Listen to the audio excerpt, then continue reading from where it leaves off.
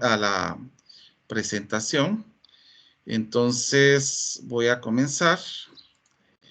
Hoy vamos a hablar directamente de la historia de la geometría. Quiero comentar de que en el caso de que nosotros empecemos a tomar ya directamente este tema, es porque es importante el conocer la parte histórica, no solamente retomar desde puntos específicos, sino comenzar a observar diferentes situaciones. Los estudios de geometría tienen usos desde mucho tiempo atrás. Inclusive yo hice dos presentaciones. La primera presentación, la segunda presentación que había realizado, pues, ¿cómo se llama? Había colocado algunos rasgos específicos que creo que lo mandé. Pues vamos a ver qué está. Algunos lados específicos de la matemática prehistórica, por ejemplo. Entonces, si ustedes observan, los inicios de la geometría en el hombre primitivo clasificaba inconscientemente los objetos. Si pueden apagar micrófonos, le agradecería bastante, por favor. El hombre primitivo clasificaba inconscientemente los objetos que los rodeaban dependiendo de su forma o dimensión. Aquí podemos ver en este pictograma el acercamiento que se tiene de una geometría intuitiva y que obviamente, pues, como es intuitiva, no va a ser formal, pero podemos observar la clasificación que se tiene en partes para poder observar dimensiones que estamos observando en esta parte, o dimensiones que también se pueden ir formando. En el caso de poder ver un cuadrado, aquí estamos viendo ya una parte de un rombo. Podemos ver también un cuadrado que está siendo limitado por dos diagonales, y esas dos diagonales pues van a producir 4 triángulos. Entonces, miramos aquí cuadrados más pequeños, o sea que sí se va viendo parte de la forma, de la dimensión que se van obteniendo en diferentes objetos. Entonces, vuelvo a repetir, eso sería la situación de lo que nosotros estamos viendo en el caso de la geometría que se tenía en la parte prehistórica, ¿verdad? Ahora, en el caso de los inicios que se tenían en Babilonia, ustedes pueden observar que las matemáticas en sus inicios, pues se tenían estudios de geometría por las partes desarrolladas en Mesopotamia. Entonces, aquí precisamente se pueden observar diferentes regiones. Aquí se pueden observar inclusive la parte geográfica, donde se pueden ir viendo los inicios de los estudios geométricos, inclusive haciéndole zoom. Aquí ya se puede ver directamente la parte de Siria, de Bagdad, donde se puede, de la parte de Irak, donde se tuvieron algunos estudios específicos. Ahora, después, también en la parte de Irak, que se puede ver todavía esa parte de las citaciones. Todos estos estudios que se tuvieron de geometría llegaron hasta los inicios que se tuvieron del periodo ¿cómo se llama?, de la geometría griega. En este caso se tuvo un periodo helenístico, que fueron en los 300 antes de Cristo.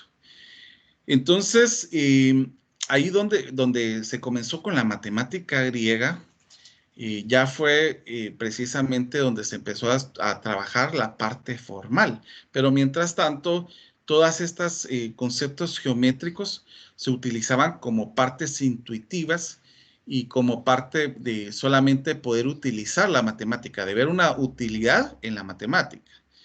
Entonces, más adelante, pues vamos a ir viendo cómo fue desarrollándose precisamente todos estos conocimientos. En el caso de la matemática de Babilonia, pues, ya que es una región ¿cómo se llama?, del Imperio Árabe, pues habían bastantes regiones donde se dieron muchas particularidades específicas para poder tener conocimientos muy claros acerca del curso de geometría. En el caso de ir viendo más adelante, podemos ver que se derivaron 400 tablillas de arcilla que fueron labradas con una escritura cuneiforme, que fueron grabadas mientras la arcilla estaba húmeda y así fueron cocidas y posteriormente en el horno secadas al sol. Que vamos a ver algunas situaciones que son como las que nosotros tenemos aquí, que son de las partes de Babilonia que se establecieron. Por ejemplo, aquí podemos observar los estudios que iban marcando. Si ustedes van viendo estas regiones, van a ser muy similares a las que nosotros estamos marcando aquí con flechitas, pero estas son las ideas que fueron generando la parte de Babilonia. Inclusive, pues, con estas cuadraturas que se fueron haciendo, pudieron encontrar una aproximación de la raíz de 2 con una exactitud bastante buena, teniendo en este caso 5 posiciones decimales. Entonces, podemos ver que con la matemática intuitiva también podían llegar a establecer esas regiones específicas. Entonces, aquí ya después con estas ideas, pues ya se pudieron conocer 3 teoremas con una demostración formal. Por ejemplo, está el segundo teorema de Tales, que afirma que cualquier triángulo inscrito en un semicírculo es un rectángulo. Cualquier triángulo que está escrito en un semicírculo es un triángulo rectángulo. También está el teorema de Pitágoras y el teorema que concluye que sus lados son correspondientes a a 2 de los triángulos semejantes que son proporcionales. Entonces, estas son los 3 teoremas que fueron... hay un micrófono abierto, nuevamente solicito que lo puedan apagar. Pero estamos observando que precisamente en estos conceptos que estamos viendo directamente, pues ya con la matemática que se tenía en la antigüedad, ya se pudieron hacer bastantes estudios, aunque vuelvo a repetir, aquí no se tenía una formalidad como tal, sino que se tenían una matemática bastante intuitiva, pero fue funcional, que es lo que va importando. Y más adelante, pues, pudimos, o más atrás, que tendríamos que decir, porque también estaban los conocimientos que aportaban los egipcios. En el caso de los egipcios se puede observar que ellos tenían estudios para poder observar, en el caso del río Nilo, tenían que hacer algunas mediciones específicas para poder observar cómo funcionaba la situación cuando subía río, por ejemplo.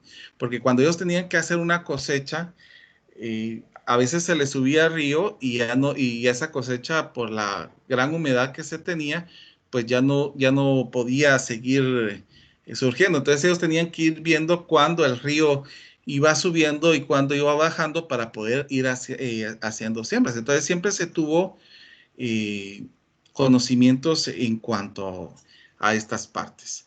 Ahora, entre los textos matemáticos que se tienen de esta cultura egipcia está el papiro de Moscú. El papiro fue muy importante para la época debido a que este contenía problemas que solucionaban utilizando numeraciones.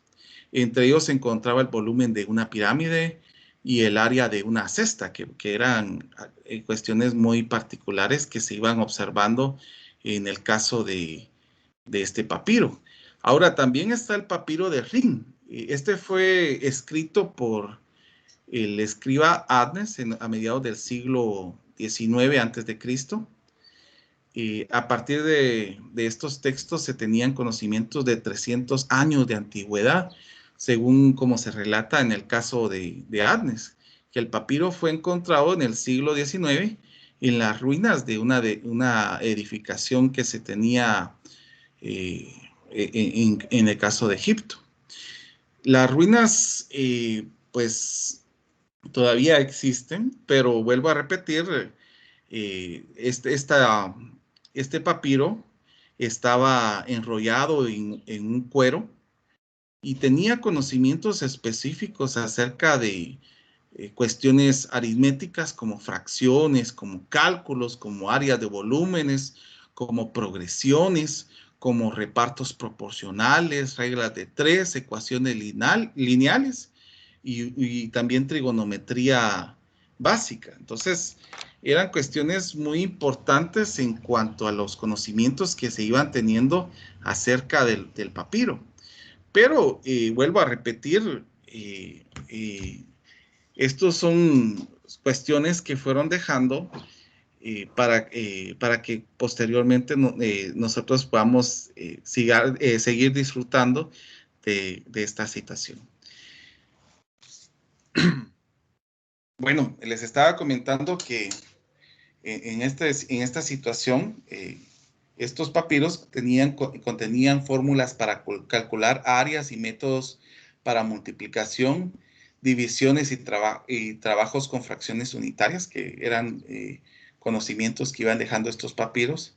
También contiene pruebas de otros conocimientos matemáticos, donde podemos tener los números compuestos, los números primos, la media aritmética, geométrica, armónica, una comprensión bastante simple de la cifra de Eratóstenes, que inclusive pues sería algo interesante que como docentes de matemática por lo menos demos una visualización de qué es esta de la cifra de Eratóstenes, que fue inclusive a uno de mis hijos, le dejaron una investigación acerca de esta cifra de Eratóstenes y trabajando con él, pues él pudo observar cómo salían a través de estos conceptos que Eratóstenes proponía, encontrar estos números primos. También tenía comprensión de los números perfectos y también se tenía comprensión, como les había dicho anteriormente, de ideas de cómo resolver ecuaciones lineales de primer orden, así como series aritméticas y series geométricas. Qué interesante es saber que aun cuando ha pasado ya mucho tiempo, los matemáticos de tiempo atrás pues tenían conceptos pero bastante interesantes en esta situación. Entonces, hay bastantes situaciones que aún se perdieron en la quema de la biblioteca de Alejandría, que ahí se tenían bastantes conocimientos de otros estudios que se habían hecho con antelación, pero estos conocimientos que se han tenido, pues vuelvo a repetir, entre los que más se figuraban eran los conocimientos de la antigua Grecia. Ahora, volviendo a la idea del papiro, vuelvo a señalar que sugiere hay conocimientos de la geometría analítica, por ejemplo, como obtener una aproximación del pi con un error del 1%. Y aquí es nuevamente con la idea de un antiguo intento de poder cuadrar el círculo. O sea, ellos tenían la complejidad con ver figuras circulares, por eso es de que ellos trataban de cuadrar el círculo y por eso es de que se tenía un margen de error. También el uso más antiguo conocido de un tipo de la cotangente. Entonces aquí podemos observar elementos que son importantes señalar como la parte de Egipto, que es la cuna de la geometría, y era lo que les estaba señalando precisamente en el caso de los estudios que ellos tenían que hacer cuando subía el río a la hora de poder sembrar, porque vuelvo a señalar, cuando subía, pues tenían problemas con poder hacer su siembra y cosecha. Y también aquí hay otro papiro, que es el papiro de Berlín, que aquí podemos ver precisamente algunos pictogramas que nos van señalando algunas partes importantes de cómo es que se trabajaban las diferentes ideas para ir construyendo al final algo específico. Bueno, lo que les estaba comentando, aquí, si no estoy equivocado, exactamente, sí. Se tiene las ideas del Valle del Nilo de Egipto, que era una parte de la geometría subconsciente o empírica, que podría ser en este caso, porque muchas veces a la hora que nosotros referimos de la geometría intuitiva, estaríamos hablando de una geometría empírica y que estaríamos diciendo que es más que todo por algo que se fue dando a conocer. Y, y yo tuve la oportunidad de conocer algunas situaciones muy particulares. Por ejemplo, en la región de Yucatán es increíble, pero muchas de las personas que estaban en el caso de Yucatán eh, pueden hacer construcciones utilizando triángulos rectángulos con puro empirismo.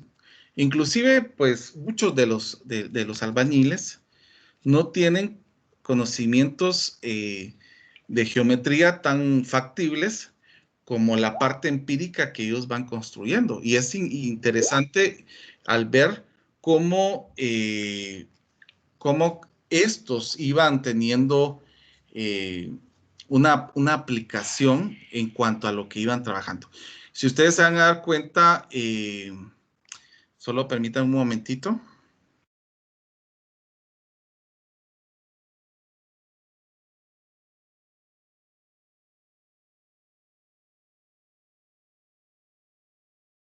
Ya. Les estaba comentando de que en el caso de la situación que nosotros estamos viendo, de la geometría empírica que tienen los albañiles, no necesariamente van a, ¿cómo se llama?, a poder visualizarse como nosotros lo trabajamos. Ellos miran una particularidad, eh, una situación muy particular y esta puede llevar a tener algunas situaciones con un margen de error que son distintos, ¿verdad? Que pueden ser menores, pero ellos lo van utilizando con puro empirismo. Entonces, es importante conocer todas estas regiones. Yo creo que si ustedes observan, hay una situación que, que tendría que ser importante que nosotros tengamos presentes como docentes de matemática, y lo primero es que nosotros visualicemos y podamos observar o podamos ver lo que sucede en nuestras comunidades, en el caso de matemática, porque hay bastantes regiones que pueden aportar diferentes conceptos de operaciones y no necesariamente va a ser similar a lo que nosotros hemos estado observando como en la parte formal, pero es importante que nosotros podamos ver para que cuando se impartan las clases, pues se tenga conocimiento de cómo ellos trabajan esas situaciones. Entonces, por eso es de que yo quise comenzar con estas ideas, porque en los conocimientos que se tenían empíricos de Egipto, de Babilonia, pues nos pueden aportar conocimientos de ver cómo llegaron ellos a la parte formal, cómo se llegó ya cuando se utilizó la matemática formal, cómo es que se llegó a esto, pero todo inicia con una búsqueda de patrones. Inclusive, pues, si ustedes hablan ya con matemáticos puros, los matemáticos puros pueden decir que la matemática se establece al visualizar patrones. Y muchas de las situaciones, de los conceptos de teoría de números, de otras teorías, son surgidas por encontrar patrones. No toda la matemática es aplicable en la vida real, y eso quiero ser muy enfático. No toda la matemática va a ser aplicable en la vida real, pero sí la que nosotros podamos aplicarla, pues nuestro trabajo como docente va a ayudar al estudiante a poder entender estos conceptos y cómo se aplican en los conceptos ya directamente de lo que ellos están viendo.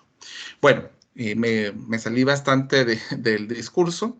Les estaba señalando en el caso de Egipto, que se tenía un conocimiento empírico. Aquí se empezó a convertir por primera vez la geometría científica. Según Heródoto, los terrenos del margen del río Nilo debían redimirse cada vez que eran inundados porque crecían. Ahora, en este caso, los dueños de los terrenos tenían que pagar el impuesto de manera proporcional con el área que les había quedado. La práctica constante pues permitió relacionar que aunque no eran necesariamente correctas, de margen general permitía utilizarlas adecuadamente para los menesteres que fueron creados. Entonces aquí podemos observar que directamente habían inundaciones, había momentos en que bajaba y aquí se podría tener ya directamente los cultivos. Era por eso ¿cómo se llama? Que ellos tuvieron que hacer sus cálculos para poder categorizar cuándo se podía sembrar y cuándo se podía cosechar, y así pues no afectar su economía y poder tener para, para poder alimentarse y todo lo demás. Pero sí podemos observar inclusive cuando se tiene la parte que subió el río y cuando bajó, y aquí era donde ellos aprovechaban para hacer sus siembras y cosechos y a tener sus campos de cultivos. Entonces, ellos tenían que tener sus pagos de impuestos dependiendo del área que ellos tenían en esta región.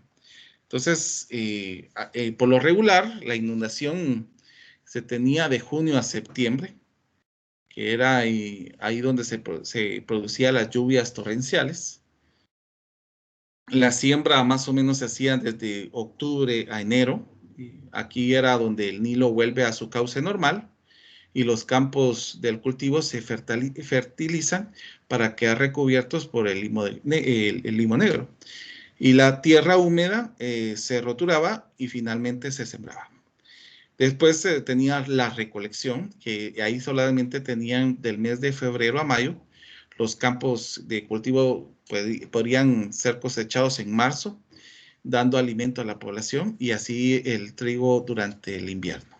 Entonces, aquí tenemos ya algunas situaciones particulares de Egipto que tuvieron que hacer para poder hacer cálculos, para inclusive no solamente el tener que cercar, sino que tenían que tener áreas, porque las áreas que ellos tenían directamente acá, pues podían ayudar a saber cuánto tenían que pagar de impuestos. Y por eso de que era un conocimiento más que todo para poder pagar un impuesto, que fue surgido para poder pagar un impuesto y no como tal para ayudar a la población, ¿verdad? Bueno, Egipto tuvo conocimientos específicos acerca del teorema de Pitágoras. Ellos utilizaban nudos para poder hacer estas situaciones. Quiero decir de que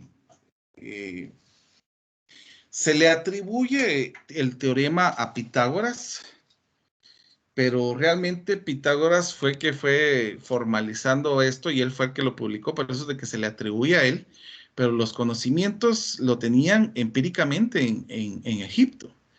Simplemente como ellos lo trabajaban directamente para poder subsistir y para poder tener algunas ideas de lo que se tenía que hacer, entonces es por eso que ellos no sabían ni siquiera para publicarlo y que se les atribuyera a ellos, pero ellos eran los que tenían los conocimientos específicos. Y quería comentarles de que hablando con un amigo que es ingeniero civil, él comentaba que precisamente estos conocimientos de los anudadores todavía se siguen utilizando para la parte de la construcción. O sea, los albañiles siguen utilizando los nudos para poder señalar dónde se tiene un ángulo recto. O sea que todavía es útil para poder trabajar esta situación. Entonces, si ustedes observan, pues aquí se trabajaba con nudos específicos y para ver la tríada pitagórica que nosotros conocemos hoy en día, que aquí tenemos 3 nudos y aquí tenemos 4 nudos, por lo tanto aquí tendríamos que tener 5 nudos, ¿verdad? Entonces, con la tríada pitagórica se pueden trabajar con los anudadores de tal manera de ir formando los triángulos rectángulos. Como ven, en la geometría tuvo inicios en bastantes culturas, no solamente en el río Nilo de Egipto, sino que también se tuvo en bastantes culturas, por ejemplo, en cómo se llama, si miramos aquí en Guatemala, en la región de Guatemala, México, los mayas también tenían conocimientos de geometría, y los aportes inclusive de los mayas a la matemática fue bastante sólido. Eh, Inclusive muchos comparan la matemática maya y las aportaciones que éstas dejaron como una parte muy, muy interesante, porque el calendario maya, por ejemplo, no, no fue modificado sino hasta un par de siglos atrás, porque ellos miraban que el calendario maya pues era bastante funcional. Hasta hace un siglo atrás, un siglo y medio atrás, fue que se modificó ya al calendario que nosotros tenemos hoy en día. Pero en todas las culturas se tuvieron conocimientos específicos de matemática y estas aportaron a poder ver la matemática de diferente manera. Es por eso que es importante que nosotros conozcamos la etnomatemática. Quiero decir que la etnomatemática no es solamente la matemática maya, ni la matemática inca, sino la matemática, la etnomatemática es la matemática que se tiene para las distintas regiones. Por ejemplo, no podemos generalizar que en Guatemala solamente se tuvo una matemática maya. Hay regiones aquí donde nuestros compatriotas utilizan la matemática de diferente manera. Y a eso es lo que se refiere la parte matemática. Ver las diferentes situaciones donde se utiliza la matemática. Y ahora, por eso que les decía que como docentes de matemática, por ejemplo, los que trabajan en primaria y secundaria, es importante que nosotros podamos, ¿cómo se llama?, tener la participación de nuestros compañeros o amigos que trabajan en construcción para poder visualizar desde otro punto de perspectiva cómo es que ellos utilizan la geometría. Pero esto nos ayudaría a nosotros para poder aperturar también ideas de cálculos de cómo lo hacen ellos. Pero vuelvo a repetir, los conocimientos no solamente vienen de una región, sino que vienen de varias. Aquí hemos mencionado solamente 2, que está la babilonia y la egipcia, pero también podríamos mencionar la griega, la maya, la inca, que tuvieron diferentes formas de poder señalar los diferentes conocimientos de geometría. Bueno, y vuelvo a señalar, la evidencia histórica indica cómo esto tuvo lugar no solamente en el río Nilo de Egipto, sino que también en otras cuencas de grandes ríos, tales como el Tigris, el Éufrates de Mesopotamia, el Indus y Ganges de Asia Sur Central, y el de Haiwo y Yangtze de Asia, y en el caso del drenaje de construcciones fangosos, irrigación, control de inundación y construcción de grandes edificios y estructuras fueron proyectados que exigieron el desarrollo de la geometría práctica. Por ejemplo, en el caso de las construcciones que se utilizan, siempre hay situaciones muy particulares donde ya se generaliza la situación de la geometría intuitiva o empírica como geometría práctica, que es ya donde se utiliza esta situación. Muy bien, ahora vamos a hablar un poquito de la abstracción. Cuando nosotros hablamos como parte de abstracción, es porque nosotros muchas veces tratamos de comparar algunos objetos matemáticos en la naturaleza. Por ejemplo, en el caso si yo les señalo la primera imagen, tal vez si alguien me podría decir qué figuras geométricas miran acá o qué conceptos de matemáticas pueden observar. El volumen de una pirámide. El volumen, ¿qué otra cosa más? Ahí en las montañas podría decirse que hay como dos pendientes de una recta. Simetría, licenciado. Simetría, muy bien. ¿Algo más? La reflexión quizá que se da en el agua. Triángulos. ¿Triángulos? ¿En qué parte de los triángulos?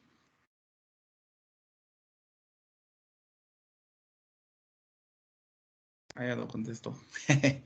Bueno, si se dan cuenta, con una imagen nosotros podemos visualizar, ya que nosotros tenemos conceptos de geometría un poco más fortalecidos, podemos observar diferentes figuras, pero vuelvo a repetir, el hecho que nosotros podamos visualizar estos objetos matemáticos en la parte naturaleza es porque nosotros estamos dándole un sentido a estos objetos matemáticos. Sin embargo, pues nosotros tenemos que comprender que hay ideas muy específicas en cuanto a la parte de conceptos matemáticos. Por ejemplo, si yo les dijera el número, yo no puedo ver un número en la naturaleza. Yo no puedo ver un número, solamente miro la parte de poder contar, pero yo no miro un número. Esos son objetos matemáticos específicos. Pero ahora, allá visualizar figuras geométricas, pues nosotros tratamos de relacionarlo. Por ejemplo, si nosotros miramos las teles de ahora, que las teles de ahora son planas, pues podemos visualizar ya rectángulos, por ejemplo. Pero ahora la mayoría tiene un pequeño problema entre diferenciar, bueno, no un pequeño, no es un gran problema, entre diferenciar entre área y volumen, porque muchos no miran la parte de la profundidad, sino que solamente se quedan visualizando la parte del área, ¿verdad?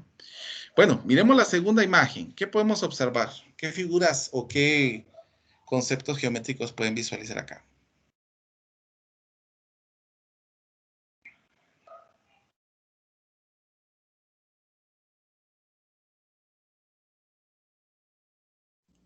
También serían los triángulos. La forma que forman con los lazos. En el barco, ¿verdad? ¿Qué más?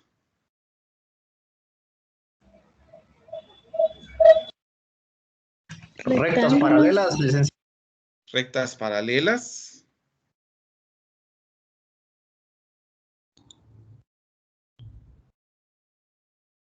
¿Qué más?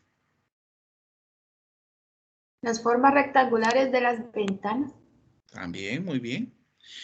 Entonces, como vuelvo a repetir, hay diferentes situaciones que nosotros utilizamos para poder visualizar estos objetos matemáticos. Ahora en esta es mucho más sencillo el visualizarlo. ¿Qué miramos aquí en la tercera? Circunferencia. Circunferencia. ¿Alguien más dijo algo? Un círculo. El círculo. Ajá. ¿Qué más? Una esfera. Una esfera. Una esfera. Excelente. Y esa era la idea que yo quería expresar, porque vuelvo a repetir, a veces nuestra perspectiva, por ejemplo, desde nuestra perspectiva, nosotros podemos ver un círculo, pero ya al poder visualizar esto en una situación de 3D, de 3 dimensiones, ya esto ya no sería un círculo, sino sería una esfera, ¿verdad? Entonces, esta parte de poder visualizar estos objetos, estos cuerpos celestes inclusive, pues, ¿cómo se llama? Viene a generar bastante problema al no poder visualizar las cosas tales como son. Muy bien. Y quiero comentar de que inclusive muchas observaciones de los seres humanos en la antigüedad nos condujeron a curvas de superficies. Por ejemplo, nosotros podemos visualizar ya espirales acá. A ver a ver alguien que pueda decir qué tipo de expresiones se podrían ver aquí en objetos matemáticos o cómo podríamos relacionar un objeto matemático en esta particularidad. El número áureo. Exactamente, la espiral de oro, ¿verdad? La espiral áurea. La luna, bueno, como les estaba comentando, la luna llena registra el concepto del círculo. El lago en calma, la idea de plano, por ejemplo, que alguno, no sé si alguno lo señaló, pero podríamos señalar en el lago con calma un plano. Las tensas de la cuerda del barco podrían idear, formalizar la idea de la recta. Las sombras proyectadas por una lámpara generarían las secciones cónicas. Por ejemplo, en el caso de que nosotros tengamos una lámpara y la pongamos en la pared y vayamos moviendo a diferente ángulo, vamos a poder ver elipses precisamente en cómo se llama. Y dependiendo del ángulo podemos ver hasta hipérbola, podemos ver parábola, podemos ver círculo, dependiendo la forma en que nosotros estemos proyectando la imagen.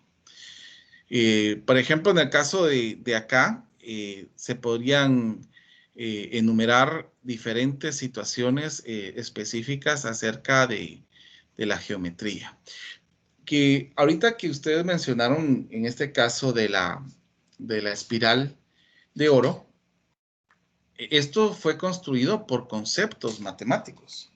Inclusive, que yo creo que voy a ver si tengo la imagen acá, porque así tal vez en el futuro pues podamos aplicarlo. Vamos a ver, permítame un momentito.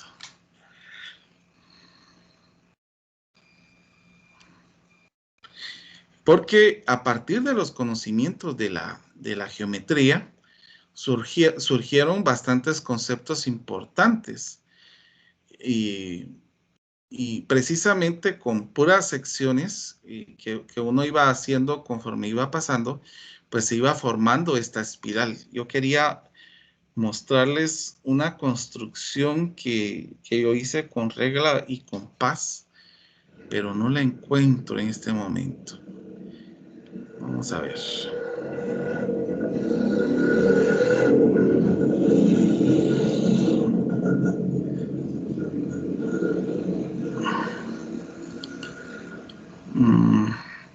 No, yo creo que no la tengo, es que como lamentablemente pues les comento que ya la encontré. Por ejemplo, voy a salir un momentito de la presentación. Esta es una, con la parte de las construcciones, se puede ir viendo la espiral de oro que estamos viendo acá. Y esto precisamente se hace con puras construcciones. Ustedes pueden ver que aquí las marcas que se van haciendo para ir seccionando directamente e ir construyendo directamente esta parte de la espiral, que se puede ir viendo en un triángulo específico. Eso se conoce como triángulo de Robinson, precisamente. Y estas son las partes que nosotros vamos viendo en la naturaleza, ¿verdad? Que vamos viendo ese tipo de espiral, que inclusive decían los matemáticos que precisamente esta parte de la espiral regía muchas partes de la naturaleza. Vuelvo a señalar, aquí vamos a pasar de la geometría empírica a la geometría científica. Inicialmente el ser humano consideró solo problemas geométricos concretos, pero se presentaron de forma individual. Aquí, por ejemplo, en el caso de había señalado alguien el círculo en la luna, pues ya se estableció esto con esta idea. Por ejemplo, en un árbol se puede ver un ángulo recto cuando está erguido. En las partes del río se puede ver rectas paralelas, y esto era lo que les comentaba de la luz, que al momento de ir mostrando la lámpara en diferentes lugares, se iban formando estas secciones cónicas, ¿verdad? Entonces, es importante el poder visualizar, porque yo he visto algunas publicaciones en ¿cómo se llama? En Facebook, que al momento uno dice, bueno, tal vez tiene razón, porque dice, ¿de qué me vas? Otro día más sin utilizar trinomio cuadrado perfecto, dice una persona. Entonces, ¿cómo se llama? A veces nosotros que estamos inmersos en el campo de la enseñanza de la matemática, nosotros sabemos de que muchas de las partes que nosotros utilizamos, hacemos la matemática sin darnos cuenta que la estamos utilizando. Por ejemplo, al momento de dar la hora, estamos utilizando fracciones de horas. Si ustedes observan, también hay una geometría ahí, porque en el caso de aquí estamos trabajando con ángulos. Entonces, todos esos conceptos que tal vez una persona está utilizando, empíricamente no están dándose cuenta que son conceptos matemáticos. Pero bueno, realmente, pues, como le respondía, no es necesario el que lo conozca para saber que muchas veces lo estamos utilizando. Inclusive, muchas personas pueden estar respirando sin saber cómo es el funcionamiento del sistema respiratorio, por ejemplo. Entonces, simplemente no es del interés de las demás personas. Pero para nosotros que estamos inmersos en la enseñanza de matemática, es importante el poder que nosotros visualicemos todo esto. Hubo una vez que salí con mis hijos y uno de mis hijos me dice, papá, me dijo así cuando era chiquito, yo miro que la matemática está en todo, me dijo así. ¿Por qué, le dije? Que yo miro aquí el piso, mira, aquí hay cuadrados, aquí hay rectángulos, aquí hay triángulos, aquí hay círculos. Entonces la matemática está en todo. Entonces esas son las ideas que se tienen de conceptos desde muy pequeños, pero nosotros podemos, ¿cómo se llama? Matar inclusive las ideas al no escuchar estas partes que están señalando los niños. Inclusive una vez que mis hijos, entre los juegos que, bueno, como a él les gustan mucho los videojuegos, ellos empezaron a hablar de un montón de ideas.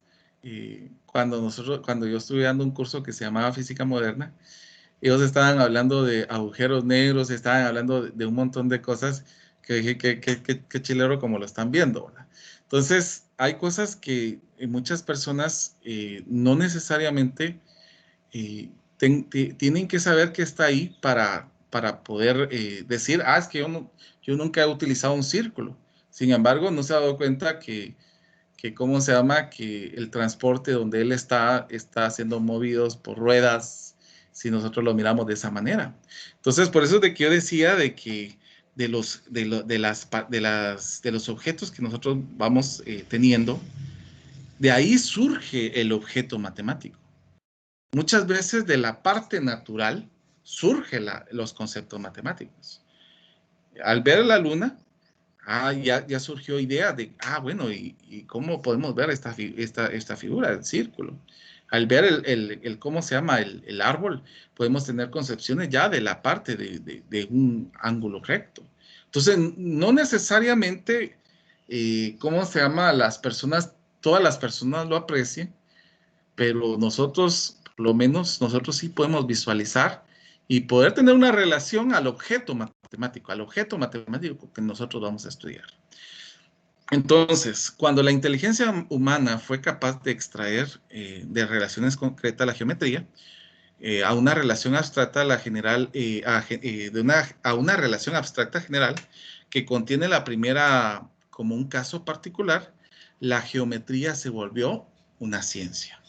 Por ejemplo, cuando se comparan las longitudes de los recorridos circulares con los diámetros, se llega después de algún tiempo a la ley de geometría de la razón de la circunferencia y su diámetro, que va a ser constante, que nosotros ya sabemos esa constante. Inclusive quiero señalar algo que no había mencionado anteriormente en el discurso, que inclusive libros como la Biblia señala la relación que tiene esta situación. En el primer libro de Reyes, capítulo 7, versículo 23, se refiere a la medida de pi con un valor de 3. También en el caso de los babilonios, que se tiene una forma incorrecta para el cálculo de un cuadrilátero, que es inclusive la forma que ellos tienen para un lado consecutivo, A más C por B más D dividido entre 4. Pero ahí ya llegamos a ver la forma correcta en el caso de la idea de un cuadrado. La preservación del conocimiento, la escritura babilónica de las tablillas talladas sobre el barro cocido. También podemos ver también no solamente el uso de tener esos conocimientos específicos, como la parte de los registros de la Biblia, los registros que le estaba comentando. También están las escrituras babilónicas que inclusive pues pueden ir generando figuras y viendo conocimientos específicos que nos ayudan a ir viendo que no hasta ahorita se está utilizando la matemática, pues, sino que se está utilizando desde tiempo que nosotros no pensamos, se ha estado trabajando con la matemática. Las tablillas talladas en piedra, los papiros que resistieron el paso del tiempo con el clima, por el clima que secó en esa región, podemos observar estas situaciones. Otras culturas como la India, la China, por los materiales que escribieron, no perduró su creación cultural. Y es ahí donde yo les digo, pues que se han perdido bastantes conocimientos que hoy en día pues ya no los tenemos, sino que se ha estado lamentablemente pues perdiendo, y más con la quema de Alejandría, de la Biblioteca de Alejandría, que se perdieron otros conceptos que yo creo que nos hubieran estado situando en una tecnología más grande que la que tenemos actualmente, sin haber perdido, cuando perdimos esta situación. Bueno, la demostración antes de la cultura helénica. Aquí ya comenzamos a ver la parte de la geometría griega. Toda la matemática prehelénica no se encuentra en un solo caso que en la actualidad se llama la demostración lógica. En lugar del argumento general, hay simplemente descripciones paso a paso de algún proceso aplicado a casos numéricos particulares. Más allá de algunas consideraciones muy simples, las relaciones matemáticas empleadas por los egipcios y los babilonios antiguos resultaron esencialmente métodos de tanteos, con el resultado que muchas de sus fórmulas eran incorrectas, pero algunas eran funcionales, vuelvo a repetir, eran funcionales. Entonces, ya cuando empezamos a ver la parte de la cultura, que se empieza a ver la demostración lógica, ya es cuando empezamos a ver la idea de la matemática prehelénica. Aquí, cuando hablamos de la matemática helénica, ya hay postores muy fuertes de esta situación que vamos a hablar más adelante. Bueno, se puede afirmar que las civilizaciones antiguas, como las civilizaciones antiguas, la matemática y la geometría en particular, aparece como un estudio de laboratorio sin asomarse a lo que se conoce como una demostración. Todo fue empírico, no había algo formal, algo general, y muchas veces se tuvieron algunos errores. Por ejemplo, bueno, y eso se debe por los conceptos matemáticos que se tenían en ese momento. Ahorita pues nosotros ya contamos con conocimientos que que se ayudan a corregir, pero en ese momento fueron bastante útiles para toda esa situación. Bueno, y a pesar de ello, es asombrosa la extensión y la diversidad de los problemas que que atacaron con éxito en ese momento. Evidentemente, gran parte de la verdad matemática elemental puede descubrirse por métodos empíricos, como se complementa con experimentación extensa efectuada pacientemente durante largos periodos. Yo no sé si ustedes observaron, bueno, los que estuvieron conmigo matemática discreta y álgebra lineal, yo di un concepto que se llama los diedros, los orden diédricos. Y precisamente estábamos viendo que para ir ya generalizando ese concepto, nosotros tuvimos que hacer bastantes situaciones para poder ver la parte particular de la matemática y llegar a hacer una generalización, ya hacer una demostración formal a partir de varios intentos. Entonces, muchas de las ideas matemáticas del formalismo matemático surgen precisamente del empirismo, al ver la relación que se va teniendo. Entonces, nosotros tenemos que ver esa parte empírica para poder visualizar esa situación. Los griegos, como estaba señalando, transformaron la geometría en algo bastante diferente de los conjuntos de conclusiones empíricas desarrolladas por sus predecesores.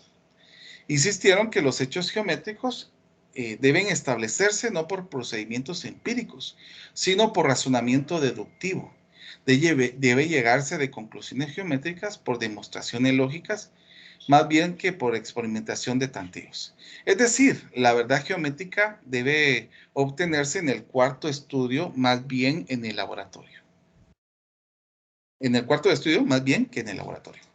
Entonces, vuelvo a señalar, todas las partes, todas las culturas llegaron para que, en este caso, los griegos, yo les estaba mencionando de Pitágoras, por ejemplo, al ver cómo utilizaban los anudadores para señalar el ángulo recto, pues él ya pudo generalizar inclusive el teorema de Pitágoras que conocemos hoy en día. Pero ya viene de una matemática empírica, se pasa ya a la parte de un razonamiento deductivo para poder establecer ya generalidades. Entonces, como aún con toda la importancia del aporte de la cultura helénica, las fuentes primarias no existen. Las diferentes esquemas de la gran biblioteca de Alejandría en Egipto, en distintos momentos de la historia, se destruyeron casi todo el material escrito acumulado en ese centro. Es lo que les estaba comentando.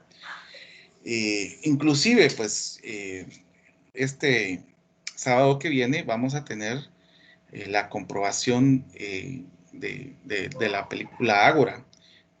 Me gustaría que la vieran, trataran de ver todos los conceptos. Inclusive vamos a iniciar con esa comprobación. Pero les quería comentar de que aquí en esta biblioteca de Alejandría se tenían los conocimientos hechos por bastantes personas, y llegó en la discusión de que al momento de quemar esta biblioteca, pues se fue bastantes conocimientos y se trataron de recoger lo máximo que se pudo, pero en su mayoría se perdió en esa quema. Estamos hablando de 200 años de conocimiento que fue quemado por causa de discordia, por causa de muchas cosas que podrían suceder, ignorancia inclusive, lamentablemente, pues al querer afectar a ¿cómo se llama? A los griegos, pues fueron quemadas estas bibliotecas y pues lamentablemente pues se perdió bastante conocimiento de esta matemática. La cultura helénica también llevó al método axiomático.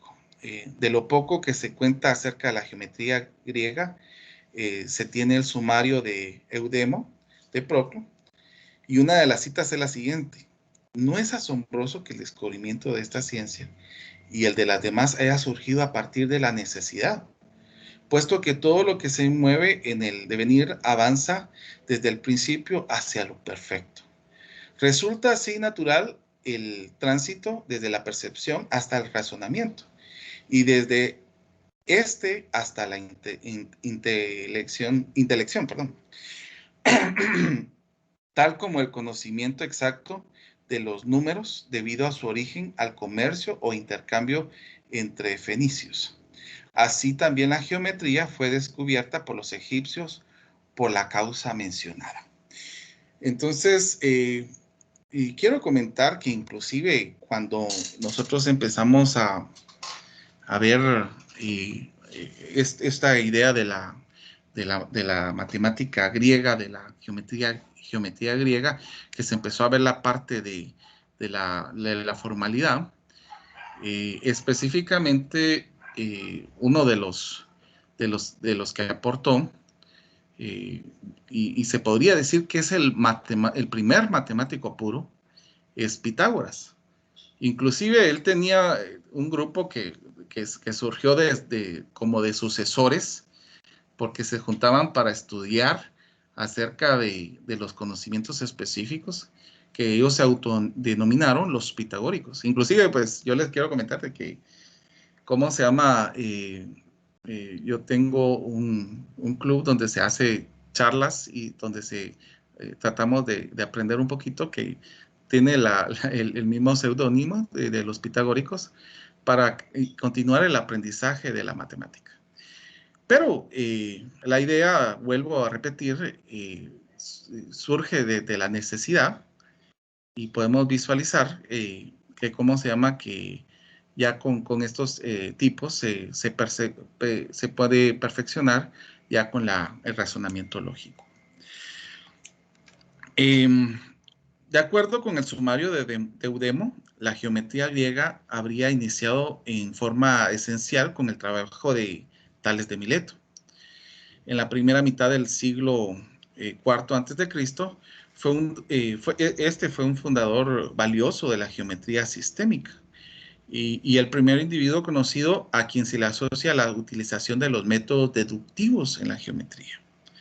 Entonces, interesante, aquí podemos ver la parte donde ya se empiezan a utilizar métodos deductivos en la geometría. El hecho del primer pensamiento deductivo fue efectuado en el campo de la geometría en lugar del álgebra. Por ejemplo, se inauguró una tradición en matemáticas que se mantuvo hasta muy reciente. El siguiente matemático griego sobresaliente es mencionado en el sumario de Eudemo, es Pitágoras de Samos, a quien se le atribuye haber continuado la sistematización de la geometría que empezó unos 50 años antes por Tales. Probablemente fue uno de los alumnos de Tales.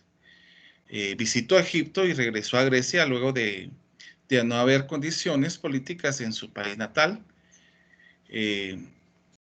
Y aquí es donde yo les comentaba que inclusive Pitágoras, que era uno de los matemáticos sobresalientes, no, le tenía una importancia a la geometría, que inclusive cuando hacían sus estudios con los pitagóricos, ellos tenían un lema antes de entrar a donde se estudiaba la geometría, y donde decía: nadie ose entrar si no conoce geometría.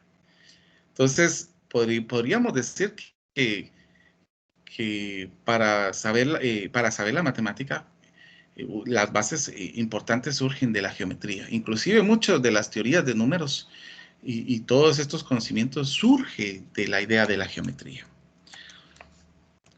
Entonces, les estaba comentando que aquí Pitágoras tuvo que viajar directamente a Egipto, y fue donde empezó a buscar directamente conocimientos específicos en otras culturas, y ahí fue donde comenzó por su misticismo, muchas ideas específicas de los conocimientos de matemáticas. También mostraban las propiedades de las paralelas y utilizaban que se utilizaban para demostrar la suma de medida de ángulos de cualquier triángulo que es igual a la de dos ángulos rectos. Contribuyeron de forma notoria el álgebra geométrica griega y desarrollaron una teoría de proporción bastante completa, aunque estaba limitada solo por magnitudes conmensurables, y se utilizó para deducir propiedades de figuras semejantes. Entonces podemos observar que inclusive muchos de los conceptos de la matemática, de la geometría y todos los conceptos de matemática, podemos tener una base fundamentada en la geometría. Todas las culturas pudieron aportar diferentes conocimientos. Inclusive quiero comentar que en el anterior diapositiva que había hecho, vamos a ver, aquí por aquí está. Yo había colocado esto. Fíjense que quería comentarles de que aquí este registro que estamos señalando acá era directamente cómo es de que los babilonios o los de la región de Mesopotamia utilizaban cálculos con la geometría para poder ver el movimiento de Júpiter.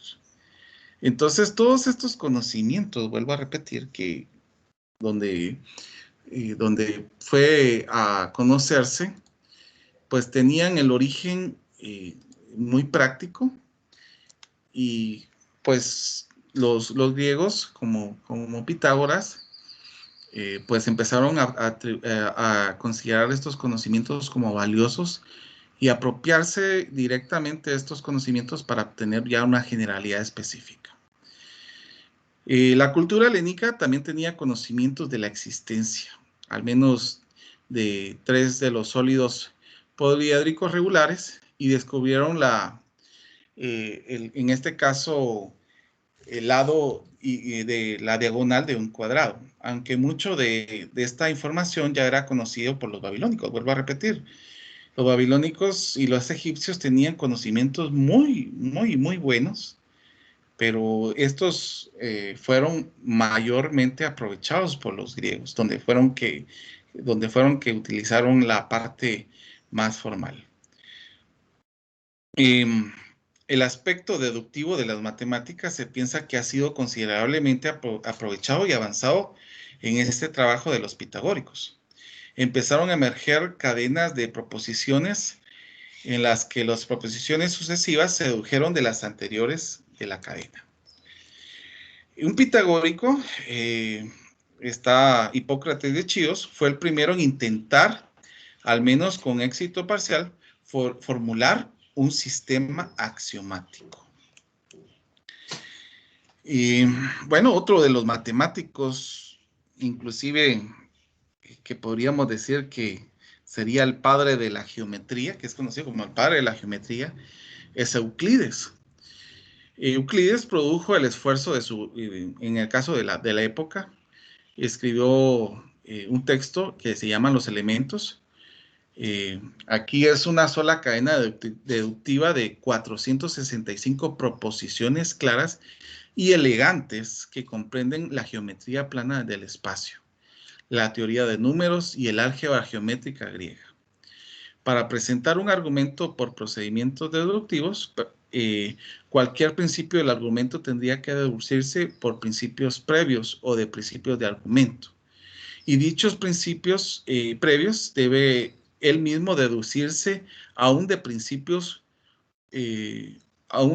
principios o postulados más anteriores. Entonces, quiero comentar de que Euclides, precisamente, en este libro de los elementos, escribió una obra magistral que inclusive, que ahorita con muchos de los elementos que se tienen, se han partido a base de lo que él mencionaba. Y puede ser de que muchos de los lenguajes, bueno, nosotros lo podemos ver ya traducido, pero muchos de los lenguajes que fueron traducidos al español fueron muy rústicos a la expresión que trataba de señalar Euclides en este libro de los elementos. Pero sí cautivaba su genialidad al poder señalar muchas de estas proposiciones y muchos de estos principios axiomáticos para poder ya ir viendo deducciones, viendo ya generalidades específicas. Evidentemente eso no puede continuarse hacia atrás indefinidamente, ni debería recurrirse a una circularidad lógica, y lógica deduciendo un principio de B de uno de A. Luego de deducir el principio de A del de B. La única forma de salir de esta dificultad es fijar al principio de un argumento con una colección de principios primarios cuyas verdades sean aceptables al lector. Y luego proseguir puramente con el razonamiento deductivo, a deducir los otros principios del discurso. O sea que en este caso, cuando nosotros vamos a trabajar en esta parte de la formalidad, tenemos que establecer estas ideas. Por eso es de que estas colecciones de principios primarios son a los que nosotros vamos a llamar como axiomas. Entonces, estos axiomas, ya como lo dice aquí, van a ser como verdades aceptadas.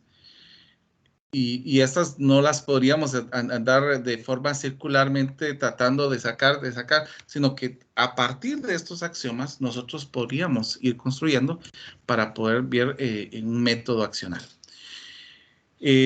Bueno, el método axiomático material, en un determinado discurso, su contenido debe estar restringido a ciertos conceptos propios de este discurso. Eso nos va a obligar a definir los términos especiales o técnicos con los que se hablará. Usualmente la definición de estos términos X se hacen por medio de otros Y, que por lo que previamente deben de definirse tales términos Y, pero entonces deben definirse con otros términos Z para poder definir los términos Y. Esta cadena, si ustedes vieran este método axiomático, esta cadena parece interminable. Para evitar la infinitud de esta cadena, se elige una colección de términos técnicos básicos cuyos significados deben aclararse al lector. Todos los términos técnicos subsiguientes del discurso deben definirse finalmente por medio de los términos técnicos iniciales. Dados términos técnicos iniciales y definidos por los demás términos del discurso, son procedentes al describir las relaciones entre los términos definidos. A estas relaciones son las que llamamos axiomas o postulados. Finalmente, a partir de este cuerpo de término definido y sus relaciones, se deducen otras proposiciones por medio del procedimiento llamado razonamiento lógico, y que en el caso de la geometría se refiere a la lógica formal. Les comentaba de que en el caso de la parte de hacer demostraciones, nosotros teníamos que conocer estos axiomas para partir desde ese punto. Porque si no íbamos a terminar en círculos y círculos y nunca íbamos a llegar a nada.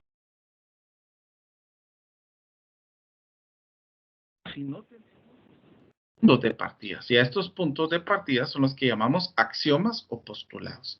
Estos axiomas o postulados van a ser nuestras bases para poder establecer fijamente conocimientos específicos en cuanto a los temas de geometría.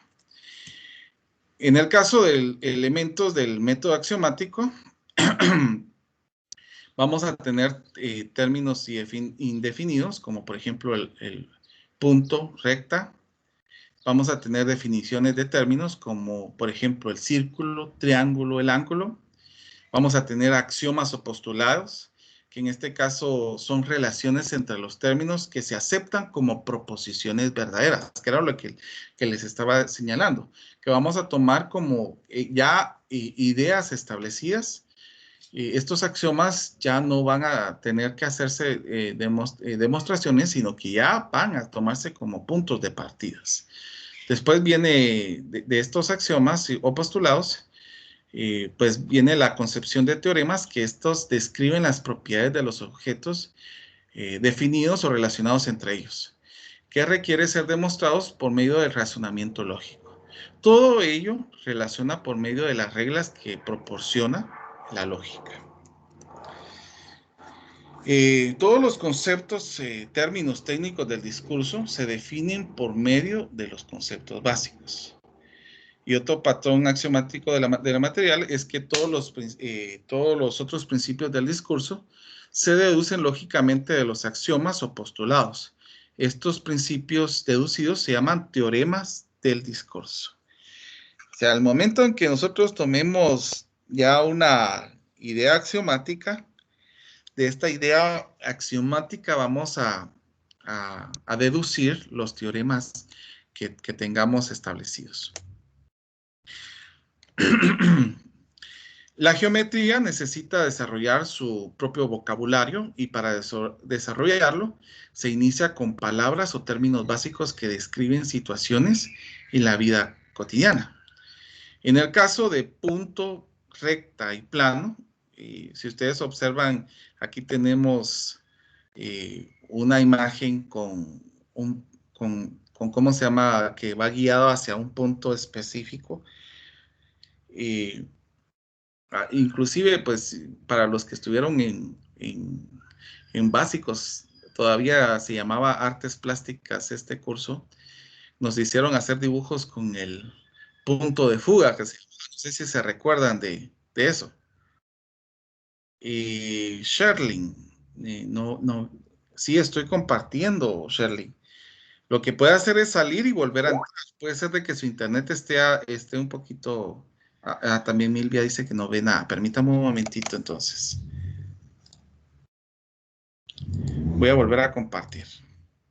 No sé si alguien más no me ve o alguien, por lo menos alguno que me ve. Sí se ve, Yo Lick. se miraba bien todo. Muy bien. Puede ser de que no se vea porque se tenga un poquito bajo, ¿cómo se llama? El internet. Puede ser de que se tenga ese problema.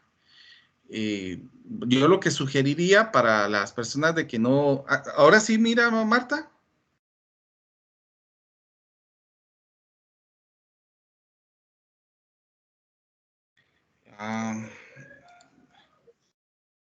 Bueno, hacer algo. Y no ve nada, dice. Bueno, miren, pues. Voy a dejar la grabación hasta aquí y vamos a continuar.